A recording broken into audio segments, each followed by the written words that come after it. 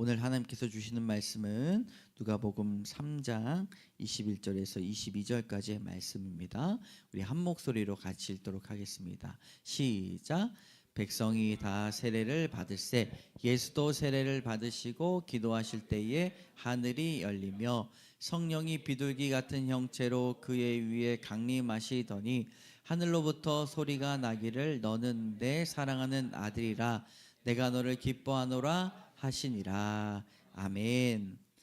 함께 따라합니다. 세례 받으신 예수님. 여러분, 누군가 여러분들에게 이런 질문을 한다고 생각해 봅시다. 여러분, 왜 설교를 들으십니까? 여러 가지 답변이 나오겠죠. 네.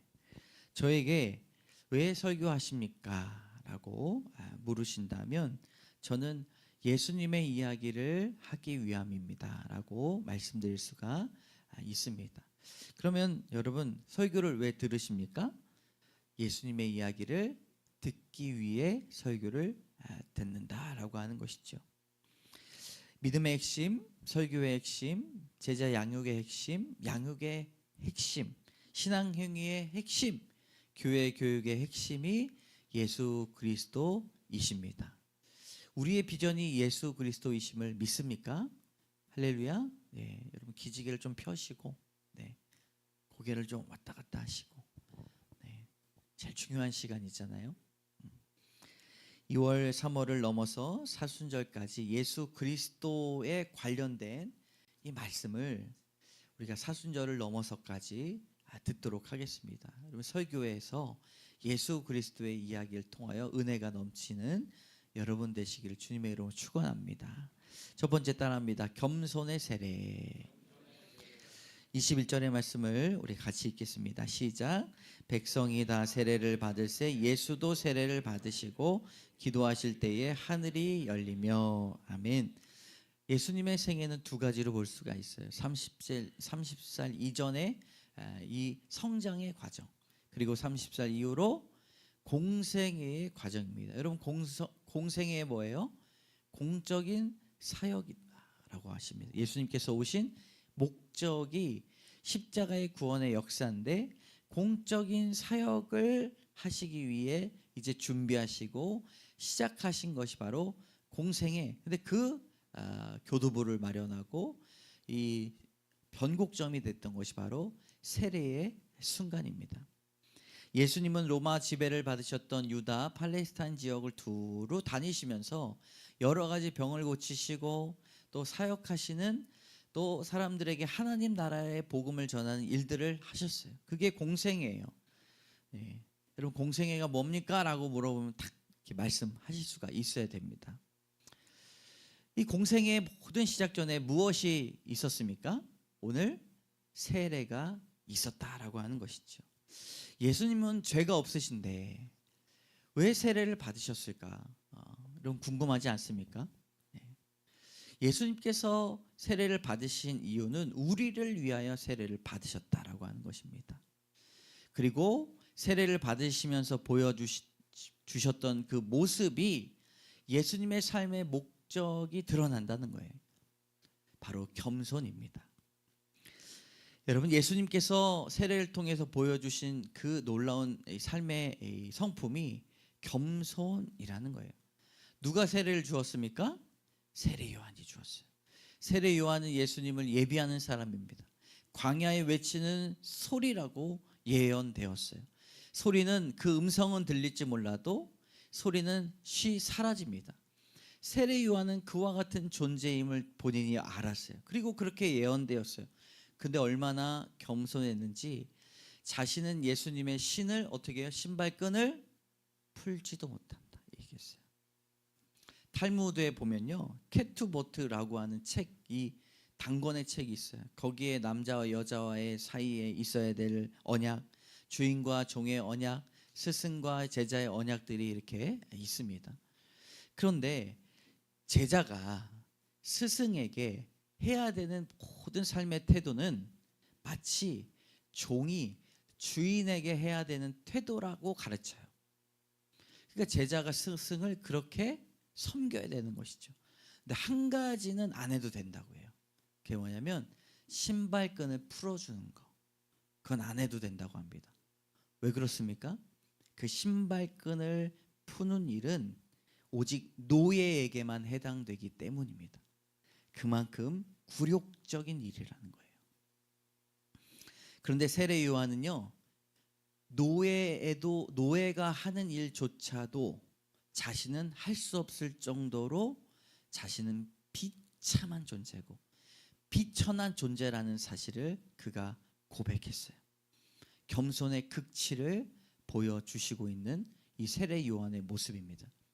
어느 날 세례를 여러 사람들한테 주면서 많은 사람들에게 세례를 베풀었습니다.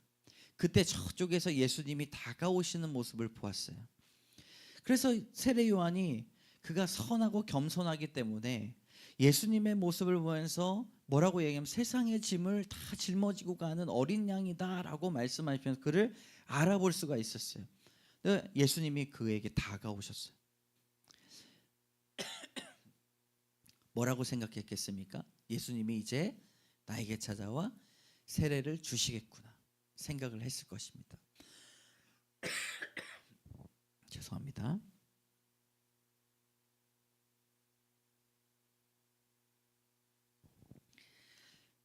그렇게 생각을 했는데 예수님이 생각했던 말과 전혀 다른 말을 하셨어요. 네가 나에게 세례를 주어야 된다. 세례 요한은 예수님 앞에 자신은 비천한 노예보다 못한 존재라고 고백을 했는데 예수님은 요단강 근처로 오셔서 세례 요한에게 이제 나에게 세례를 베풀라. 자신이 비천한 존재라고 여기는 그 세례 요한을 사람이 난 자 중에서 가장 뛰어난 자라고 말씀하셨어요. 여러분, 이것을 통해서 우리에게 주시는 놀라운 교훈은 하나님이 겸손한 자를 높이신다라고 하는 은혜입니다. 마태복음 3장 14절 15절의 말씀을 다 같이 한번 읽어보도록 하겠습니다. 시작. 요한이 말려 이르되 내가 당신에게서 세례를 받아야 할 터인데 당신이 내게로 오시나이까? 예수께서 대답하여 이르시되 이제 허락하라. 우리가 이와 같이 하여 모든 의를 이루는 것이 합당하니라 하시니 이에 요한이 허락한지라. 아멘. 왜 당신이 저에게 옵니까? 비천하고 노예보다 더 못한 나에게 왜 오십니까? 근데 이 존재와 같은 자에게 손을 얹게 하십니까? 세례 요한은 그의 마음이 진동했을 거예요. 여러분, 예수님께서 내가 온 의를 이루기 위함이다라고 말씀하셨어요. 겸손의 왕으로 주님께서 오셨다라는 사실을 우리에게 기억하는 것이지요. 예수님은 굴림의 시선으로 1등의 시선으로 세상을 바라보시는 분이 아니십니다.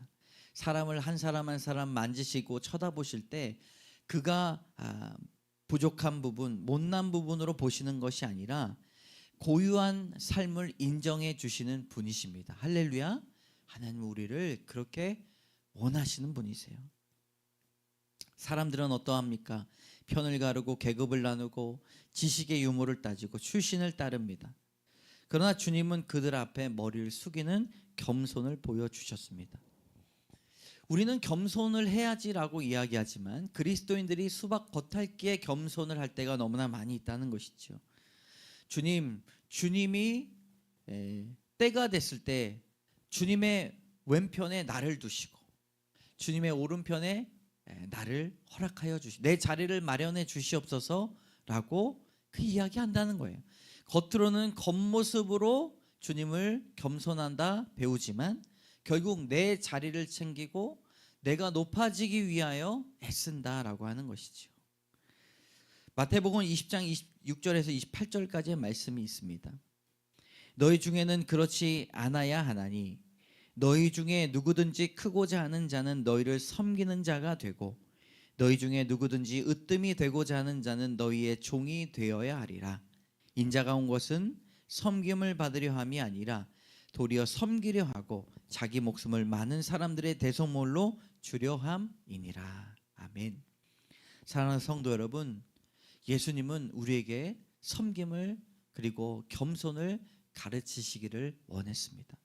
다른 사람들 앞에 날마다 겸손으로 나아가시고 하나님 앞에 겸손의 종으로 서시는 여러분 되시기를 축원합니다.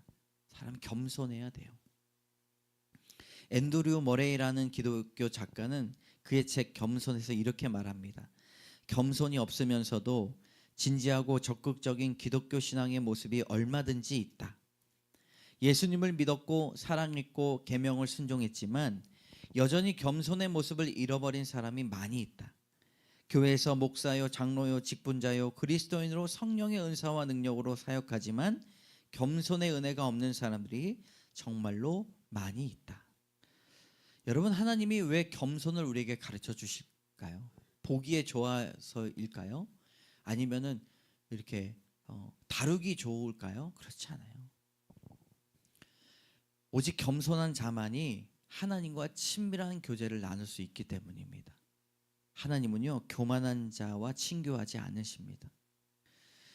그래서 세례 요한의 이 고백이 사람에서 난 자보다 가장 위대하다 라고 고백한 이유가 그의 겸손은 대단했기 때문입니다. 마찬가지로 일상의 삶 속에서 독불장군으로 살아가는 사람들은 좋아하지 않습니다. 자신을 낮춘 사람만이 그를 의지하고 따라가게 된다는 거예요. 그 신동엽이 어디서 얘기하더라고요. 연예인을 볼 때 저는 참 겸손한데 왜 인기가 없을까 그렇게 생각하지 않고 쟤는 언젠간 뜨겠구나 이렇게 생각한대요. 근데 왜냐하면 신동엽이 아주 오랫동안 연예계에 있었지 않습니까? 전문가인데 인기는 구가하고 있고 최고로 인기가 많고 잘생기고 능력도 있고 집안이 좋고 출신도 좋은데 태도를 보고 쟤는 언젠가 무너지겠구나 이렇게 생각한다. 그리고 별로 친하게 지내고 싶지 않대요. 겸손한 사람을 볼 때 교제하고 싶다는 것이죠. 여러분, 사람도 그러한데 하나님은 어떠하시겠습니까? 하나님 앞에 자신을 바짝 엎드려 낮추고 무엇이든지 기도하고 겸손함으로 주님을 신뢰하고 나가는 자를 하나님이 가까이 하실 줄로 믿습니다. 사람으로서는 할 수 없지만 하나님은 하실 수 있다라고 하는 것이죠. 여러분, 날마다 겸손을 배우며 나아가는 여러분 되시길 주님의 이름으로 축복합니다. 두 번째, 성령의 세례 따라해 보겠습니다. 성령의 세례. 21절 22절을 같이 읽겠습니다. 시작. 백성이 다 세례를 받을새 예수도 세례를 받으시고 기도하실 때에 하늘이 열리며 성령이 비둘기 같은 형체로 그의 위에 강림하시더니 하늘로부터 소리가 나기를 너는 내 사랑하는 아들이라 내가 너를 기뻐하노라 하시니라. 아멘. 하늘이 열리고 두 가지 현상이 일어났어요. 비둘기와 같은 형체가 성령이 임하시고 소리가 들렸어요. 먼저 성령이 비둘기 같은 형체로 그 위에 강림하셨습니다. 예수님이 성령의 충만함을 원하셨어요. 여러분, 성령을 받으면 변화가 있을 줄로 믿습니다. 성령을 받아야 권능이 있습니다. 능력이 있습니다. 힘이 있습니다. 누구에게 성령이 임합니까? 누구에게 성령이 소멸됩니까? 성령을 원하고 성령을 바라고 성령을 믿으며 성령을 신뢰하는 자에게 성령이 임할 줄로 믿습니다. 성령을 소멸하는 자는요, 성령을 믿지 않아요. 성령의 사역을 믿지 않습니다. 내가 예수님을 믿고 성령을 알지만 성령을 원하지 않고 성령을 믿지 않으면 성령이 소멸됩니다. 그러나 날마다 주 앞에 엎드려 하나님, 나는 능히 없사오니 나는 힘이 없사오니 성령님 비둘기와 같이 우리 공동체에 임하여 주시고 가정에 임하여 주시고 자녀에게 능을 더하여 달라고 기도하면 성령이 일하실 줄로 믿습니다. 여러분, 성령이 하실 수 있어요. 능력이 임하고 기쁨이 임하고 감사가 찾아올 수 있습니다. 네가 변하든 내가 변하든 나라가 변하든 무엇인가 변화된다는 것입니다. 열매가 맺어지고 사랑, 희랑, 화평, 오래 참음, 자비, 양성, 충성, 온유, 절제 열매가 우리 삶에 이루어질 줄로 믿습니다. 나는 할 수 없어요라고 고백하면 그 뒤에 꼭 따라 붙어야 돼요. 성령은 하실 수 있사오니 성령님 나는 믿사오니 주여 내가 성령을 원합니다. 여러분, 이 시대의 이성적인 신앙과 또 신학적인 그런 괴리로 인하여서 우리가 성령 신학을 잃어버릴 때가 너무나 많이 있습니다. 그러나 주님께서 우리의 바람과 같이 불같이 우리에게 임하실 때에 방언이 터지고 성령의 능력과 힘이 일어나고 우리는 할 수 없지만 하나님께서 담을 얻으시고 형통케 하실 줄로 믿습니다. 여러분, 왜 좌절합니까? 내 힘으로 하려고 하니까 좌절하는 거예요. 왜 낙심합니까? 성령의 음성을 듣지 못하니까 낙심하는 것입니다. 왜 슬퍼합니까? 성령의 해석을 알지 못하니 내가 슬퍼하는 것입니다. 성령은 기도하는 자, 기도하면서 성령을 원하는 자에게 성령의 충만함이 임하게 될 줄로 믿습니다. 성령이 내가 100ml 잔이면요 50ml, 80ml면 성령이 충만한 게 아니에요. 계속 넘쳐 흘려야 성령이 충만할 줄로 믿습니다. 에베소서 5장 18절의 말씀을 같이 읽습니다. 시작. 술 취하지 말라. 이는 방탕한 것이지 오직 성령으로 충만함을 받으라. 한 번 더 시작.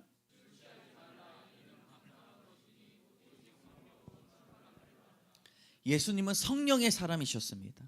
성령을 받고 나니까 손을 대는 족족 사람들이 기적이 일어나고 병고침의 은사가 있습니다. 지금도 여러분, 성령을 원하고 성령을 믿고 성령을 신뢰하는 자에게 그런 역사가 일어나게 될 줄로 믿습니다. 같이 앉아서 예배를 드려도요, 정말 예배 전에 성령을 간구하고 찬양하고 입술 열고 기도하는 자에게 성령의 은혜가 임하게 될 줄로 믿습니다. 여러분, 부러워할 것은 그것을 부러워해야 되는 것이죠. 하나님, 저 사람은 뭔데 저렇게 보잘것없는 인생인데 표정이 피고 다닙니까? 뭐가 저렇게 신납니까? 하나님, 나는 무엇입니까? 성령이 임한 것처럼 나에게도 임하여 주시옵소서. 그렇게 기도해야 되는 것이지요. 내 마음대로 되지 않는 일들이 너무나 많이 있어요.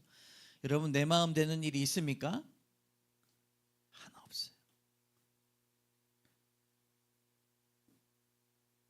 얼마나 많은 시련과 고난이 있습니까? 얼마나 많은 패배와 막힌담이 있습니까? 아내가 내 생각 같지 않고, 남편이 내 생각 같지 않고, 자녀가 변화되지 못하고, 이 땅이 변화되지 못하고, 목회를 하다 보면 참 많은 사연들이 있습니다. 신방하면 달라질 줄 알았어요. 그런데 성령을 놓고 기도할 때 사람은 변화될 줄로 믿습니다. 여러분, 용기를 얻으시고 성령을 원하시고 성령께서 하실 일들을 선포하시기를 주님의 이름으로 축복합니다. 우리의 삶은 반드시 고쳐지고 성령 안에 변화될 줄로 믿습니다. 예수님이요, 성령 받으니까 가는 곳곳마다 하나님이 딱 만나게 하시는 거예요, 사람을. 예수 그리스도의 사랑이 필요한 자에게 만나게 하시는 거예요. 그리고 예수님의 사역마다 그 사람이 생명이 살려지는 거예요. 그런 일들이 일어나는 여러분 교회가 되길 축복합니다.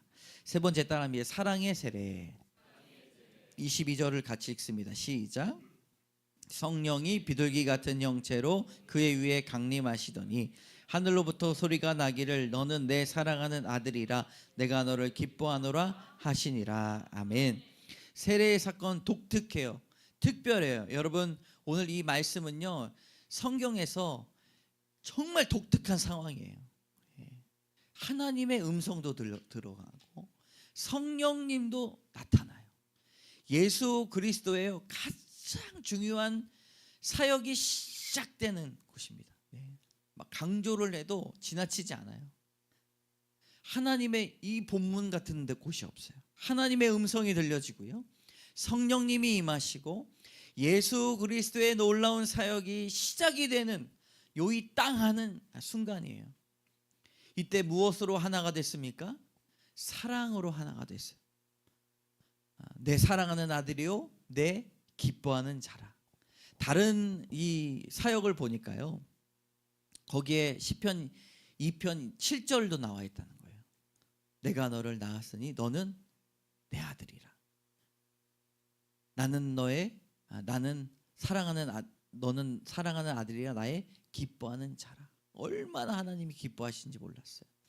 이 기뻐하는 자라고 한 뜻은 유도케오라는 말씀입니다. 유도케오. 무엇인가? 내가 너를 그냥 단순히 기분 좋다라는 것이 아니라 나의 모든 뜻을 너에게 주었다라는 뜻입니다. 여러분, 우리의 놀라운 인생이 왜 인생인가?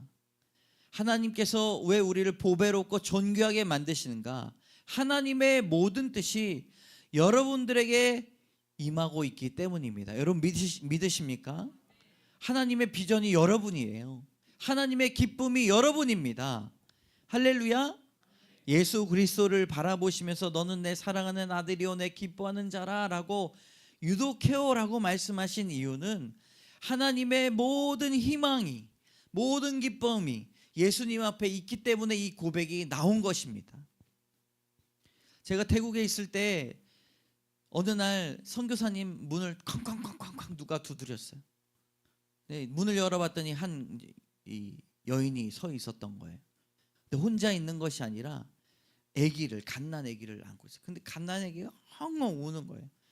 알고 보니까 타고 올 차도 없어가지고 먼 곳에서 하루 종일 걸어가지고 밤늦게 도착을 한 거예요.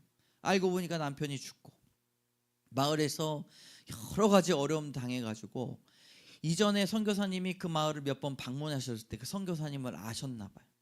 그래서 먹을 것도 없고 이제 이 아이 사렙대 가부 있잖아요. 이제 우리 먹고 죽어야겠다라는 마음을 가지고 있다가 선교사님이 생각이 나가지고 이제 걸어가지고 찾아왔는데 선교사님이 깜짝 놀래가지고 그 이야기를 듣고 밥을 먹이고 2주에 한 번씩 찾아와라. 내가 아기 분유값을 주고 하겠다. 2주 만에 찾아오는데요.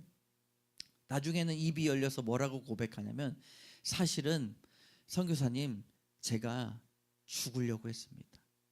스스로 목숨을 끊으려고 했어요. 근데 죽지 못했던 이유가 바로 이 아기 때문입니다. 나는 생명이 이미 끝난 거라고 생각을 하고 이 아기라도 내가 살려야겠다 라고 생각하면서 선교사님 찾아왔는데 귀한 도움을 나에게 주셔서 감사합니다 라고 고백한 거예요. 2주마다 찾아오는데 아이도 튼튼하게 자라고 그 목사님도요, 그 여인도 얼마나 표정과 이 피부가 좋아지는지 그 사람을 대할 때마다 기대가 된다고 고백을 하시더라고요. 여러분, 이 여인에게 나의 사랑하는 아들이요 내 기뻐하는 자라 라고 고백한 것은 기쁨으로 끝나는 것이 아니라 이 아이가 자신의 생명이었다라고 하는 거예요. 나의 사명이다라고 받아들인 것입니다. 그러므로 여러분, 이것이 하나님이 우리와 거하시기 위한 놀라운 관계임을 믿습니다. 하나님이 우리를 바라보실 때 너는 나의 유일한 생명이야. 너는 나의 유일한 사랑이야. 하나님도 예수 그리스도를 보내시면서 말씀하셨는데 예수님조차도 너희를 위한 사랑이야. 그렇게 말씀하신 것입니다. 여러분, 우리가 서로를 생명으로 고백하는 존재가 되기를 주님의 이름으로 축복합니다. 우리 옆에 계신 분들하고 이렇게 이야기해 봅시다. 당신은 나의 생명입니다. 당신은 나의 기쁨입니다. 네, 여러분, 성도가 서로 기뻐하고 환대하는 존재로 성령의 놀라운 은혜로 여러분 살아가시고 또 항상 겸손과 사랑으로 주를 대하듯 다른 사람들을 대하시고 기도함으로 성령 충만함으로 변화를 받아 능력과 힘을 다하여 기적을 베푸는 여러분 되시기를 주님의 이름으로 축복합니다. 아멘. 시간 우리가 마지막 불렀던 찬양, 예수 그리스도에 대한 찬양을 부를 텐데요. 예수님 우리에게 소망 되시고 비전 되어 주시고 모든 삶을 통하여서 우리에게 보여주신 것 감사합니다. 여러분 함께 고백하며 찬양하도록 하겠습니다. 슬픈 마음이 있는 자, 몸과 영혼 병든 자, 누구든지 부르시오. 예수 이름 부르시오. 그 이름을 믿는 자, 그 이름을 부르는 자, 그가 어떤 사람이든 그는 구원 얻으리. 은과 금 내게 없으나 나 가진 건 너에게 주니. 능력의 이름 예수라. 그 이름을 붙드시오. 그 이름을 믿는 자, 그 이름을 믿는 자,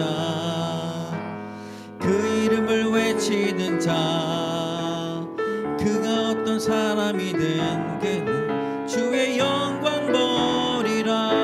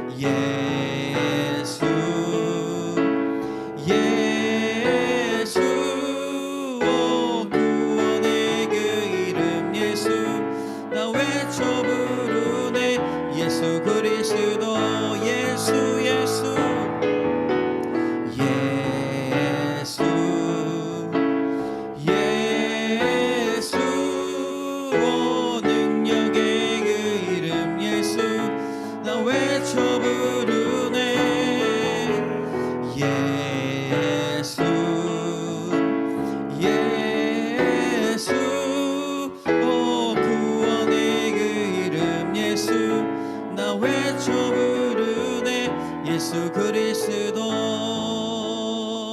함께 기도하며 나가도록 할 텐데요, 예수 그리스도께서 세례를 받으실 때에 성령님이 비둘기와 같이 임하셨습니다. 그의 예수 그리스도의 입술에 권능을 더하여 주시고 그 삶에 놀라운 축복과 은혜가 가득 찼습니다.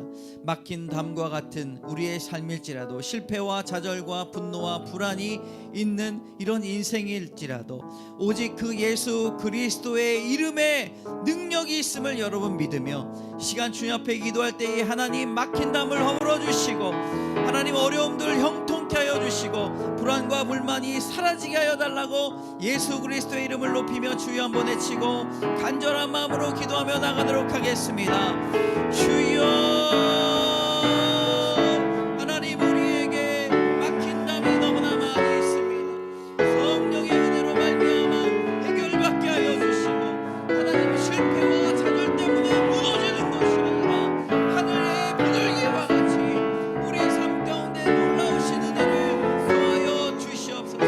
결단과 소망이 있게 하여 주시고, 하나님 겸손의 왕으로 오신 주님, 우리가 주님과 친교하기 원하오니, 교제하기 원하오니 우리와 동행하여 주시고, 하나님 우리를 치료하여 주시고, 예수 그리스도의 이름에 권능이 있음을 믿습니다. 하나님 놀라우신 은혜를 더하여 주시고, 하나님 함께하여 주시옵소서. 예수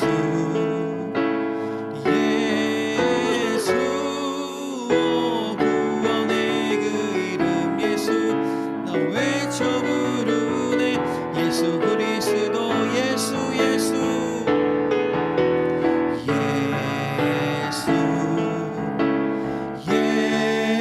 예수 능력의 그 이름 예수, 나 외쳐 부르네.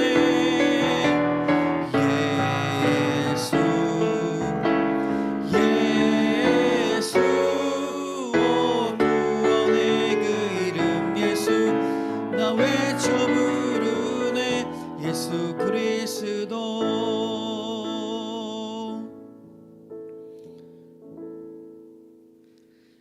참 좋으신 주님, 세례를 받으시며 공생애를 시작하셨던 그 첫걸음에서도 하나님 우리에게 참으로 많은 교훈을 베풀어 주시니 감사합니다. 하나님 날마다 우리가 겸손하게 하여 주시옵소서. 내 권리와 자존심을 내려놓고 먼저 낮아져야 할 대상이 누구인지 주님 찾아 고백하게 하여 주시고, 성령님 우리에게 강력하게 간섭하여 주시고 다스려 주셔서 하나님 임재를 원하고 역사를 원하고 기적을 원하는 자들에게 성령의 놀라운 능력과 힘을 더하여 주시옵소서. 상처받은 자에게, 불안이 있는 자에게 주님 성령의 화평을 선포하여 주시고, 막힌 담과 하나님 우리의 실패하고 좌절한 인생 가운데, 불안하고 불만 있는 인생 가운데 하나님 우리를 바꿔주시고 변화를 경험케 하여 주셔서 날마다 기쁨과 즐거움으로 살아가게 하여 주시옵소서. 하나님, 무엇보다 성부와 성자와 성령이 사랑 안에서 하나 됐음을 우리는 고백합니다.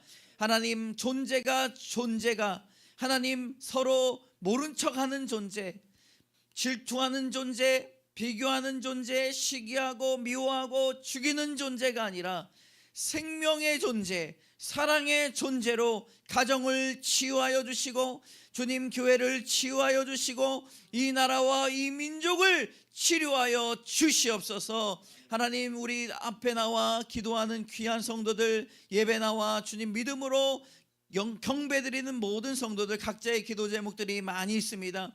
하나님, 육체를 치료하여 주시고 마음을 치료하여 주시고 회복시켜 주시옵소서. 재정의 문제를 파쇄시켜 주시고 자녀의 문제를 하나님께서 해결하여 주시고 예비하여 주시며, 하나님 우리의 가정의 잉태를 원하는 가정의 태문을 여시고 성령의 기적을 비둘기와 같이 내리워 주시옵소서. 합격을 원하는 다음 세대들 청년들이 있습니다. 직장을 바라보는 청년들이 있습니다. 하나님께서 주님 인도하여 주셔서 더할 것 없고 더한 것 없는 하나님의 은혜로 충만한 그의 삶을, 여정을 함께하여 주시옵소서. 수련회를 준비합니다. 성령 위에 임하시고 모든 사람들이 참석하여 하나님 성령의 권능을 받고 위로를 받고 은사를 받고 능력을 받는 귀한 수련회가 되게 하여 주시옵소서. 오늘 목장 모임과도 함께 하여 주셔서 마음을 나누고 터놓고 서로 위로하고 칭찬하고 격려하는 귀한 목장 모임 되게 하여 주실 줄 믿으며 모든 말씀 예수 그리스도의 이름으로 감사드리며 간절히 기도드립니다. 아멘.